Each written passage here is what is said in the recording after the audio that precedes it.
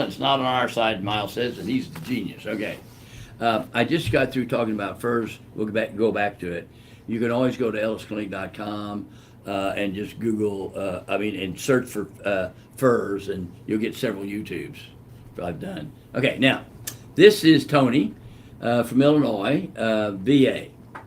I'm currently being treated for chronic migraines and vertigo at the Chicago VA. My VSO and I found that I had documented head trauma in my service medical records, so we submitted a claim for TBI, but without a nexus letter, linking the migraines and vertigo secondary to TBI. My question is, should we have gotten a nexus letter and then submitted? We think that with the current treatment of TBI stem cell service documentation, that we may get across the finish line. Your opinion. Okay, here we go. This is very, very important. Everybody listen to me. Sometimes say, do I need a VSO or do I need a nexus letter? If you ask that question, you're wrong. You need both.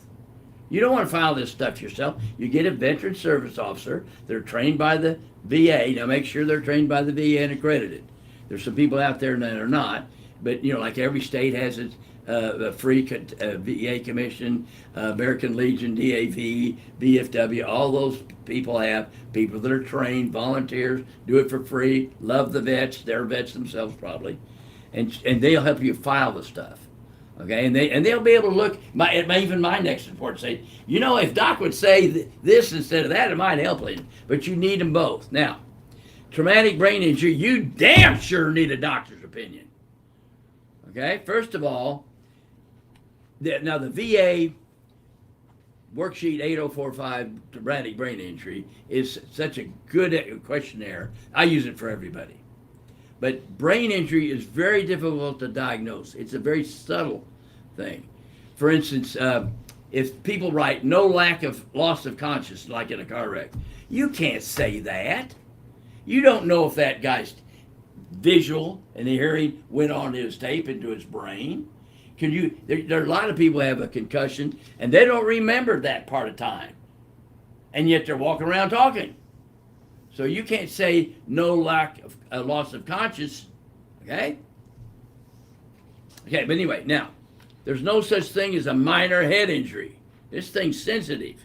So if you get dinged in the head, then migraines are going to be covered, vertigo is going to be covered, but you need the nexus report not only to show, because you got to have doctor's opinion, not just your records. Your records are never going to be enough. Just that you've been treated for a traumatic brain injury. So what's the percentage? What's the impairment rating? 0? Because you're going to get somebody that doesn't know anything about brain injuries. Let me tell you something scary, folks. My daughter working on her bachelor's degree in psychology, we pulled charts of patients with head injuries sent to us by plaintiff attorneys, so there'd be a propensity to lie and try to build it up. And then looked at the sign-in sheet, the intake sheet. 76% never talked about decreased memory, headaches, but no decreased memory, difficulty thinking, things like that. And 86% of people treated that were by doctors missed it, and the worst were neurologists. Okay, that's interesting. In fact, I started a head injury treatment team years ago. Jerry, big old cowboy, has a head injury, and he's dinged, and so we get an occupational therapist, speech therapist, and once a month I'd get all the treating doctors and therapists and the family together, talk about daddy and talk about husband, why he is and where we are, just so they understand what's going on. Well, during this time, he also hurt his back in his state workers' comp claim, and the neurosurgeon done back surgery. So I called the neurosurgeon up. I said, please don't release him. I'm still treating him for his head injury. And the neurosurgeon said, what head injury? Now, he's operated on this guy. And of course, I got self-righteous and everything else. Well, no, it's very well known in the literature that really bad head injuries don't know they have bad head injuries. Okay, but anyway. And so Jerry comes in next time, belt buckle shiny, cowboy shirt's clean, pressed, creases. How you doing, Jerry? Hey, fine. How's your wife? Fine. What's your wife's name? He doesn't know. He gets 100% for his brain injury, and yet had back surgery, and the neurosurgeon didn't know about it. That's not uncommon. But now, minor brain injury is missed all the time. because you've got to take a lot of time to spend with it and go through. You're having trouble with memory. You're writing notes to yourself. You have headaches. So obviously you need always, anytime you send anything to the VA, you want a VSO filing it for you, and you want a nexus report. The problem is it's not taught in medical school. Actually, legal medicine's not taught in medical school. Occupational medicine's not taught in medical school. And yet over 50% of litigation requires a doctor's report. I mean, I've self-taught for the last 50 years. Okay? All we learn in medical school is malpractice prevention and that lawyers don't go to heaven, which is still the truth. Okay, so you need a nexus report. And obviously, your migraines contributed. Also, if you're in the service, almost everybody gets ringing in the ears, tinnitus. That contributes to migraines. And there's medical proof and case law that let's say item together. The vertigo, tinnitus, vertigo, brain injury, vertigo. Okay, that's. But you need to have a doctor explain it. Then he needs to look up the codes for the rating officers and do the percentage. You don't want somebody at the VA doing the percentage. Okay, it's like, going to the insurance company and wanting a good deal. It's not going to happen. There's such a bias against anybody who files a claim, whether it's VA or car wrecks, and it's subconscious. People don't know they have it. When I started doing legal medicine 100 years ago, for 50-something years ago, I thought 60% of my people would be honest, and some would be, the rest of 40 would be kind of flaky. Now, of course, to get into my office, it's hard.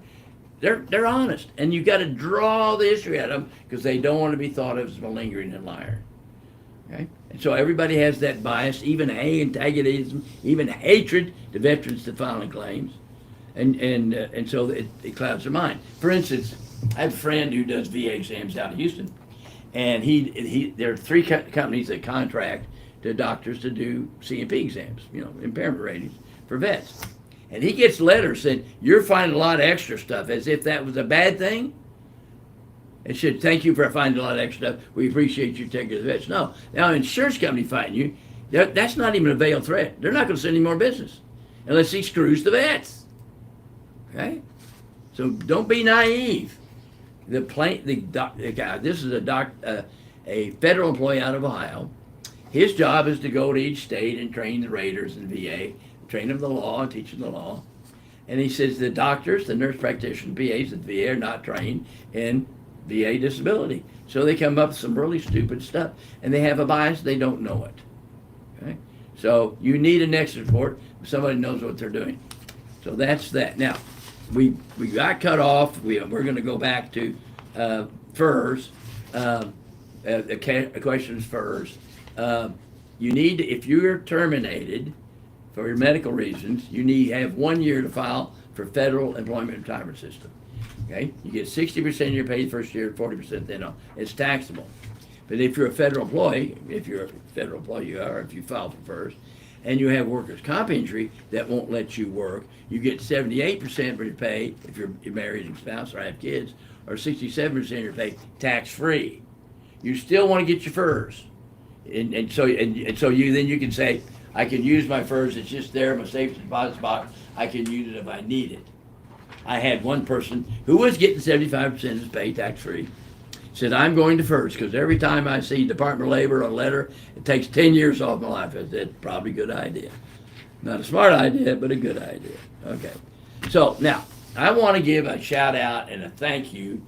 I've just been bad-mouthing VA raters and I've bad-mouthed the claims examiners for years. Now, you understand, I've seen the bad cases. The people that are taken care of and everything's well, that the claims examiners take care of in federal workers' comp and the raters do in VA, I don't see. So I see a very skewed population of people. If you go to ellisclinic.com and look at that map, everyone's got a horror story. I mean a horror story like right out of Moscow or China, just awful. But most of them are taken care of, all right? And now think about it. If you call me and say, I want to ask you about my claim, I should make an appointment. We're not even going to pull the file and look at it. Because until we do that, you cannot do legal medicine without a picnic table. In other words, first of all, before I even talk to you about anything, I want all that stuff on a big old table. You cannot do legal medicine one screen at a time. It's got to be paper, and you've got to be able to see it to put it all together. I remember several years ago, someone said you need to have all that digitized. I said, yeah, I'm going to digitize it, but when I see them, it's going to be printed out in front of me, and you're full of shit.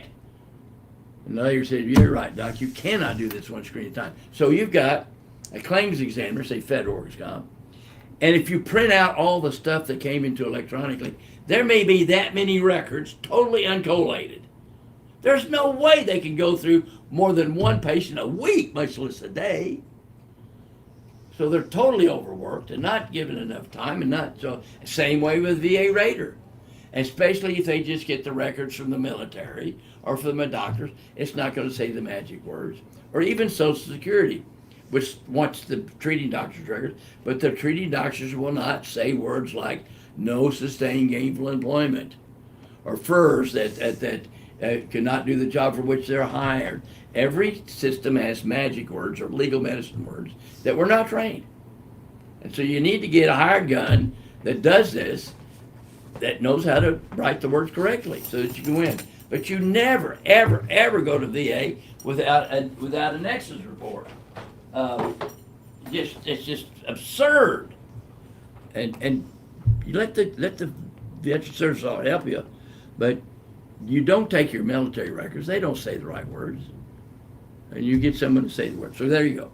Anyway, so most of the claims examiners in federal government are good. A lot of them say, they'll go see Doc Ellis, just don't tell them I said it. And some of them are bad, but they're overworked. And same way with our raters in the VA. They're overworked. And God bless them for doing their jobs, okay? Got any questions online? Yeah, we've got a few. We'll start out here with Scott DeVoskoff of YouTube. Hi, can I get a right ankle boot camp injury, SC, that no RTC record other than my restricted duty chit on no marching, running, etc. for 2 days? You got a restricted duty, that's gold. If you have no records at all, because no one's going to go to the doc and redo basic, you come in, you say, Doc, I hurt my ankle, and I believe it, I write it down, and it becomes your medical record. So if your records are burned up in St. Louis, that's the best one of all. You tell me, and I tell it down, and that's your new medical record. And then now the trier's the fact, if we're asking you to tell the truth or not. Yeah. But then I find that there's a difference between one foot and the other foot. That makes sense. Yeah. And then when I'll write it down, it becomes your medical record. Yeah. Can you contextualize that a little, just so people understand the importance of the white coat, especially whenever it comes to the medical record? Because so many veterans don't have their medical record, but whenever it comes to the law and how disability is assessed, what? Yeah, a white coat makes the decision. A doctor's opinion has to be used. Now, in the VA, they say that their doctors or nurse practitioners or PAs are equal to the outside doctors, that's the beginning.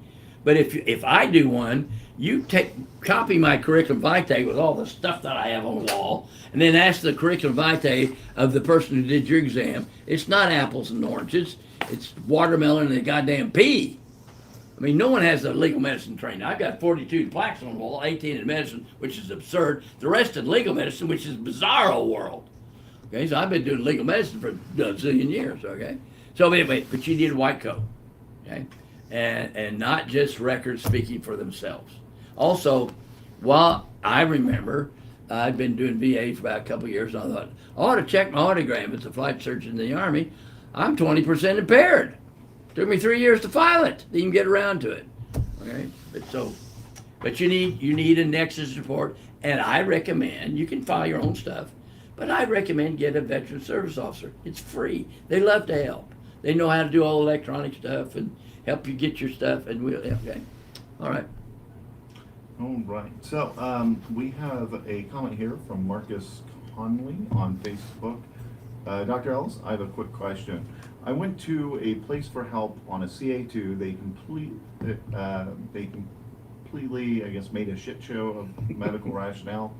I didn't ask them to be my treating physician, but they keep on calling me for follow-up appointments, and I don't like that Should I send a letter to WCP saying that I didn't ask them to be my treating physician, therefore I wish to change to a different doctor?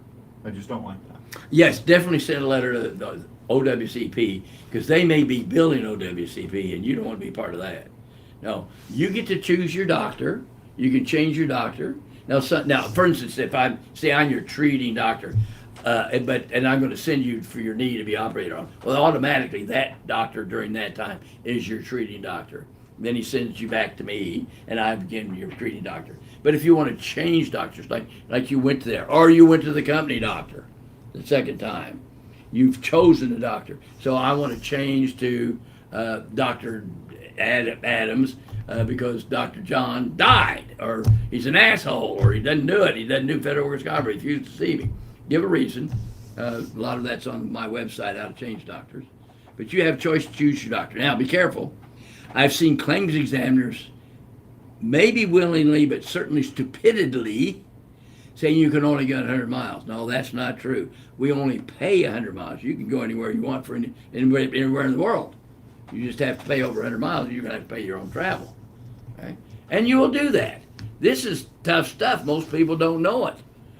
Okay? You're not going to go down to the local store to get a heart transplant. You're going to go to Heart Transplant Institute. People that know what they're doing. Okay? Yeah.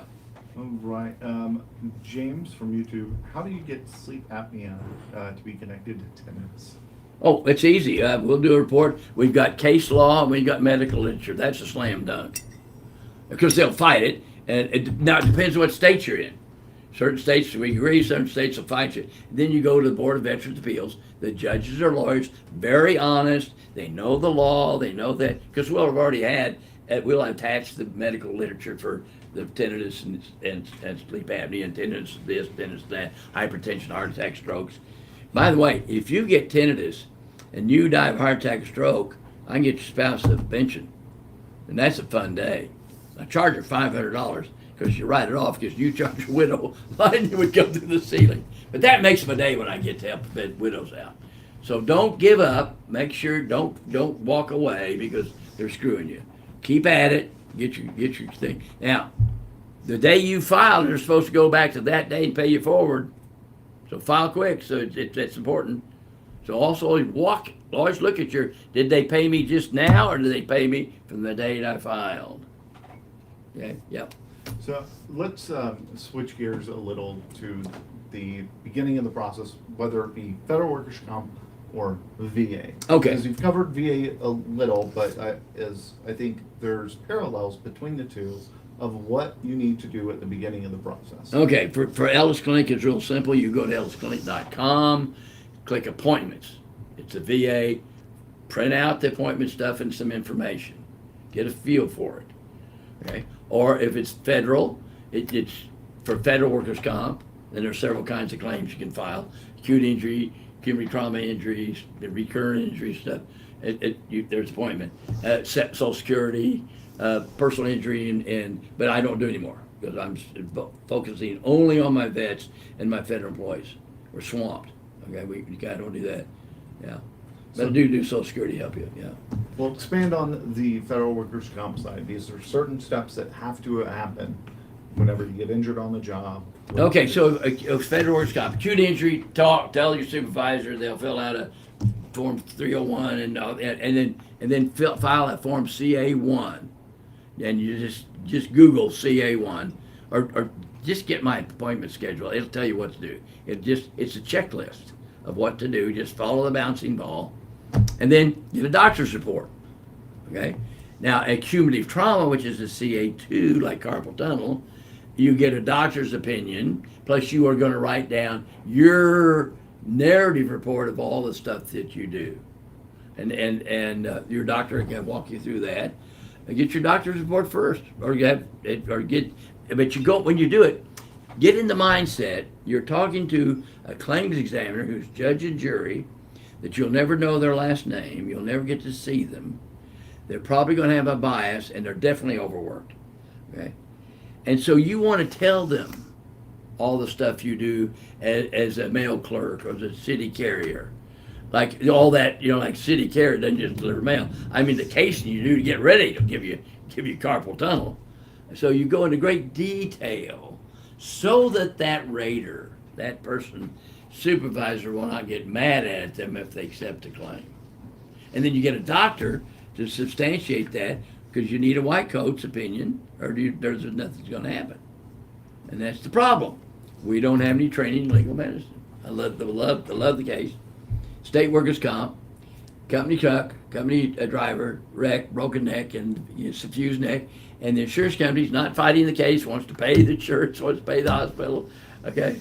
It wants to pay, but the doctor has to say if it's work-related. The neurosurgeon wrote back, I can't have an opinion because I didn't see the truck roll. Oh, Lord have mercy. Of course, obviously, the judge, they proved it, but what a waste. Okay, all right.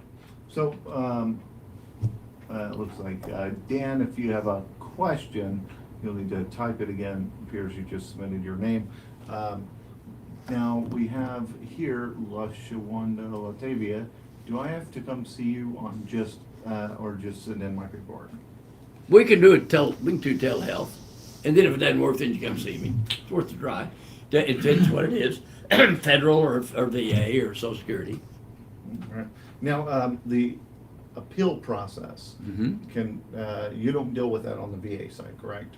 No, I don't, unless the veteran service officer asks for something, or the judge asks for something. I will do it. I'm not your appeal. Now, in VA, you get a lawyer, or you feel it, and then now if they win, they get a piece of the pie. You get a piece of your reward. Speaking of that, if you go to a doctor that's going to do a nexus report for you for VA, and they want a piece of your reward, that's unethical. It should be illegal, but it's unethical. It makes me worry about those people. Anyway, so then, and you go to board, either reconsideration locally in the local state, or paperwork, or you might go to the Board of Veterans Appeals and Google VA appeals, and then you Google Ellis. We like Dr. Ellis' report, remand. We like Dr. Ellis' report, start over. We like Dr. Ellis' report, start over. Because I just tell the truth. I don't care who it airlips, whether it airlips you or anybody, and they know that, all right? Because they're good. The judges are lawyers. They're honest. That's federal. Also, that's VA. In federal, every time I do an oral hearing, the people are well prepared. They're honest. They know the law is very fair, very pro-employee, and it doesn't take very long to get it taken care of. And now, I'm so infamous or famous or whatever it is, I'll ask for an oral hearing, and they'll say, not needed, we agree with everything you're asking for. Like I'm asking for a new diagnosis or a treatment or something. But what it does, it made them look at the file. Okay? And if they have time to look at the file, they go, well, yeah, that makes sense. He can have his knee surgery. Yeah. So, we've got here, Marcus Conley, Dr. Ellis, I've been fighting for 2 years to get a neck accepted. I think I'm going to get it. In order for me to collect that back pay, do I need to go to each doctor to say I was unable to work, or can I go to just one doctor and he or she write it in order to collect that? You want one doctor, because most of those doctors are not going to want to touch you with a 10-foot pole. They're not going to do it right. They're going to screw it up, and you want one person to collate all that and put it together. Yeah, especially in federal. So let's expand on your availability to see. You mentioned telemedicine, but for federal workers' comp. Yeah, we can do telemedicine. We just, if you got, we can do that. Then if they say no and that you need to be seen, then that's okay. But we can let's say a knee. And a VA, I can still do it. If someone will do the range of motion at your doctor's office, we'll send them a letter saying, please do this and this and this, and we'll add that to it. Because I'll use the medical records for my physical exam, and my other exams, talking to you, maybe video. But telemedicine's fine, and it saves you a trip. Then if they say no, we're not going to do it, then okay, then you come. We got Mike Flip on YouTube. Hey, Dr. Ellis, what happens after you get your second opinion for a scheduled ward and it comes lower than your first mini rating? How can you go about getting a third? Well, this is easy because occasionally I see an honest second opinion. But normally, the reason they get called to do this is they lower, because remember, the claims examiner is sending you to somebody, and if you raise it, which I've seen happen, they're not going to send you more business, because they have this subconscious bias and even overt hatred that people are filing for claims, jealousy. Okay, so anyway, but what you do, just repeat the schedule order next year. You don't fight that. But it's silly, and they'll do silly things, and not even do the right measurements, and okay, and it's obviously they don't know what they're doing. But now a lot of second opinions in federal workers' comp really know the AMA guides. A lot of my second opinion doctors know the AMA guides very, very well. For instance, I rated a shoulder at 18%, and I incorrectly multiplied by a factor of 10. So it's 18 plus the Valentine 8 makes it 20. Well, the district medical advisor it should have been 5%, so it went from 20 to 19. But it didn't go from 20 to 5 because he was right. But I've also, I've seen him say just stupid stuff. I mean, just obviously fraudulent. Yeah, but that's okay. You cannot sue an expert witness for their opinion. Okay? So don't even worry about it. But you can show he's dumb, didn't do it right, and that stuff. But don't do that in schedule order. Just repeat it next year. You're still getting that money all day, then you repeat it. So let's say you got 10, now you went up to 20, you the extra 10. Let's say you were 10, you went down to 8, you don't pay the 2% back. So don't do that. Now here's the thing in legal medicine. This is the thing you need to understand is the duck. You need to understand the duck. Okay. Hunter buys a duck stamp, a hunting license, pays the farmer to shoot ducks on his farm, shoots the duck, reaches down to get the duck, and the farmer puts his foot on the hand, says, it's my duck, and explains the law and common sense and all that stuff, like talking to the government, and the farmer ignores him. The way they settle that argument, they flip a coin, doesn't matter who won, and the winner kicks the other guy in the balls and said, it's your duck. So it's always, what's the duck? And do you mind getting kicked in the balls? Now, the duck on a scheduled award is to get it correct. And going through all that other stuff is not a good duck. You just repeat it next year. The duck is not that you're mad at the guy that lied. That's being taken care of in heaven after death. The duck is not you're going to change the supervisor's attitude or you're going to change the government. That's not the duck. You want to get this thing taken care of and try to unfocus your emotions and look for the duck. Okay. So there's also some parallels with respect to them lowering a rating on the VA side. Oh yeah. So talk about that. What the service veteran should do if that happens. Okay, I had a guy. He was 50% of PTSD and was dropped to 10 out of the clear blue sky with never an exam. Okay, so in my report, I explained it seems the veteran seems to be upset that this Dr. Lord is without an exam. And I explained to the veteran he should not be upset because the greatest doctor in the world did that without seeing him. And I'm not as good as that, so I had to see him. Oh, by the way, his PTSD is 70% and he got a 70. Now that's just outright fraud. And they'll do that. Okay, so the duck is not. Don't get mad at people that are stupid because Jesus came down because we're all assholes, and then get your rating right. Okay? So it's not... Or they'll get rated. The one I love, it's actually on the website. He has noise-induced hearing loss, but 3 years in artillery didn't contribute. They actually write that down? Jesus Christ! So all hope is not lost. No. You just, because in VA you just keep going. You never quit. And federal too, yeah. And now I think that's a good segue to the parallels, especially about never quitting. Once it gets higher, is there's higher level review on the VA side. There's the district supervisor on the federal. Right, side. and oral hearings, and then the employee compensation Talk appeal about that a board. little more. Yeah, all honest people, and they go to it like it's amazing. I mean, they don't just slough off; they really study these cases. I mean, this is good law. It's just you're good. I've just seen the bad cases, The horror stories. the horror stories. But so send me your tired report. We'll take care of you. So, Ron Jackson commented, "Hi, went to your office shift for my appointment. I was kind of hoping to get to see you, but I didn't." Well, next time you come in and see me. I'd like to see. I'm based. My staff is phenomenal, guys. I'm basically a hostess at a restaurant, go around shaking hands. So I would be glad to. In fact, I remember I was walking in. I have our lady Sherry, who does our e-comp and federal works comp, gets things electrically signed, and then my treating provider. And I want your autograph. Didn't want them to talk to me about my business. I just want your autograph because these people are doing such a good job. We don't need you, Dr. Ellis. And that's a great thing. So if I keel overnight, you won't even know it. Oh, right. He also follows up with, "You're the best doctor I know." You don't know many doctors. Okay, so let's examine what happens. There's time restraints on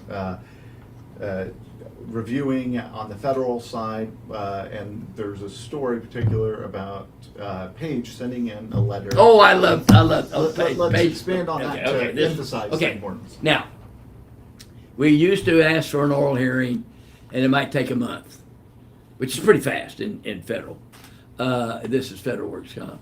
And now we ask for it, and they just go, first off, now, some claims examiners understand we're honest and truthful, and we'll tell the truth, and we're not gonna hurt. Okay, we're honest. Okay, all right. So anyway, and they'll just say not needed, because we say we asked for an upgrade to another diagnosis or a consequential diagnosis. Not needed. We've approved it, and then so there's but now it takes about a week, but not a month.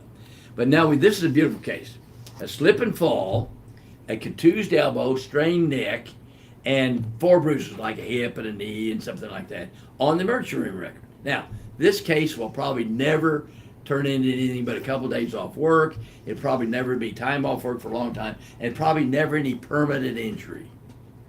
It's just like we all slip and fall all the time again. But anyway, we want those contusions approved.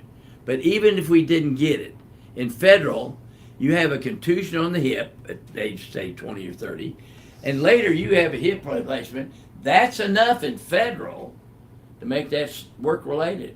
Wouldn't be in state workers' comp, certainly wouldn't be in criminal law, but in federal, that's enough. But anyway, we want those contusions, those diagnoses in the emergency room, contusions, like bruises, accepted. So the patient, we sent a letter to the claims examiner. The claims examiner just ignored it. Now, they have to respond in 30 days to a written request that you send electronically. A second time. Third time, we help the patient write a letter. Here's the rule, here's the law, you have to respond in 30 days. On this day I filed, you didn't file in 30 days, didn't respond in 30 days. This time I filed, you didn't do it in 30 days. Now I'm filing a new one. If I don't get a response by this date, I'm going to consider, I'm not going to ask for, I'm threatening to ask for an oral hearing. A threat, not an ask, not a request. Claims examiner, this is January 12th, 11th, January 12th, the claims examiner, pull up your file, those 4 contusions approved. The threat made him look at the file, which is obviously, that's right there in the emergency room, you got to put those down. They're just contusions, and it's done. So, but her mind, that legal mind, I was very impressed. Yeah. But it was the truth. I probably shouldn't tell this because it's a secret. I started doing legal medicine in the early 70s, and I learned real quick. You just tell the truth because the other side won't, and they just shoot themselves in the foot over and over and over again. Now, if you do state workers' comp, you're going to do depositions. I know I'm the only guy that not only did depositions, but also went live to court, which a doctor should do, but it's not required. Okay. Now, if you do federal workers' comp, you are going to do reports. You're going to ask for reviews of records. You're going to do oral hearings, and you need to go to ECAB. And if you can't do that, refer it to somebody that will. But if you sit on it, you're screwing your patient. And I'm tired of you guys cherry picking and not doing a good job. That's wrong. That's unethical. Now, I'd licensed to do brain surgery if I did it. It'd be malpractice. So what do? I send them to a brain surgeon. So if you don't know how to do all that stuff, refer them to us. We will not badmouth you. We'll do all the paperwork, and won't cost you a thing. Won't cost the patient anything. And then you keep your patient and do your stuff. Like I had a guy did 5 knee surgeries and did it under federal workers' comp. Thank you, doctor. Thank you. Thank you. Thank you. So he didn't have to pay copay. But he asked him, when will I be at maximum medical improvement? Well, with our training in medical school, the answer is never. You're always going to need physical therapy. You're going to need shots every once in a while. But under federal workers' comp, you are at maximum medical improvement. You can have an impairment rating. If he had not been on a webinar, he'd lost $310,000. That's what he got for that knee. Okay? Doctor meant well, but just keep your mouth shut. If you don't know this shit, say, I don't know, call Doc Ellis. Yeah. It's free. Yeah. We'll make it. No, it's not free. You're going to spend time. You're going to send me the records and all that stuff, and I'm going to look at it. We're not going to tell you anything over the phone. We'll tell you general stuff, but specific, you're going to have an appointment, and we're going to have the picnic table and look at everything. And if you don't want to do that and get all your records together, leave us alone. There are a lot of people want in here, and don't whine and cry. You need to hold my hand. Be a grown up. We will help you with your claim, but we're not going to hold your hand. And if you don't do it my way, it's highway. Yeah.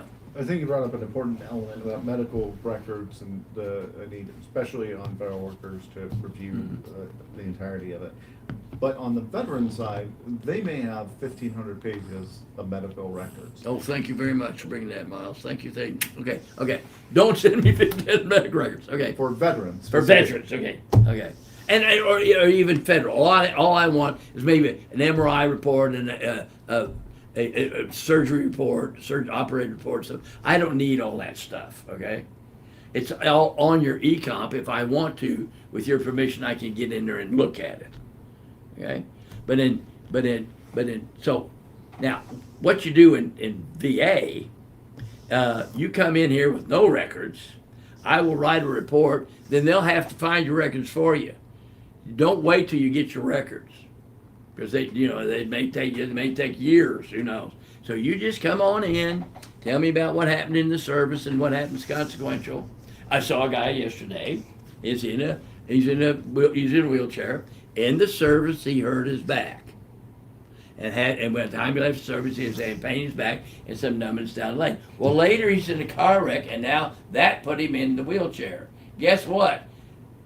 The wheelchair is what the VA is going to be paying for, because he had a bad back at the time of the wreck that aggravated an already injured part, and that makes it service connected.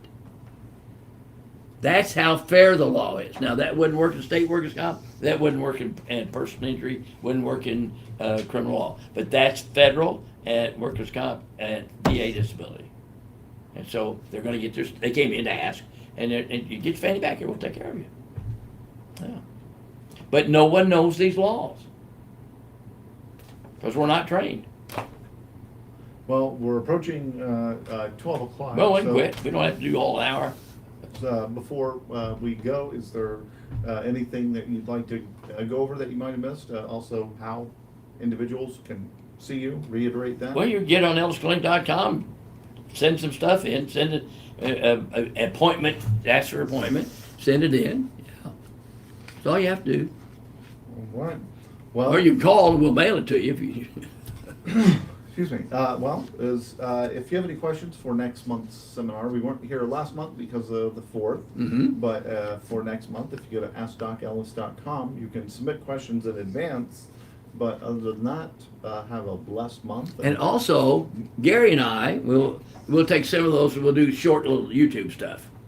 So you can get on there and look up all kinds of stuff I've pontificated on, yeah. So be sure to check out the YouTube channel if you haven't already. But other than that, we will be back here next month. Thank you, on Miles. Friday. Thank you, Gary.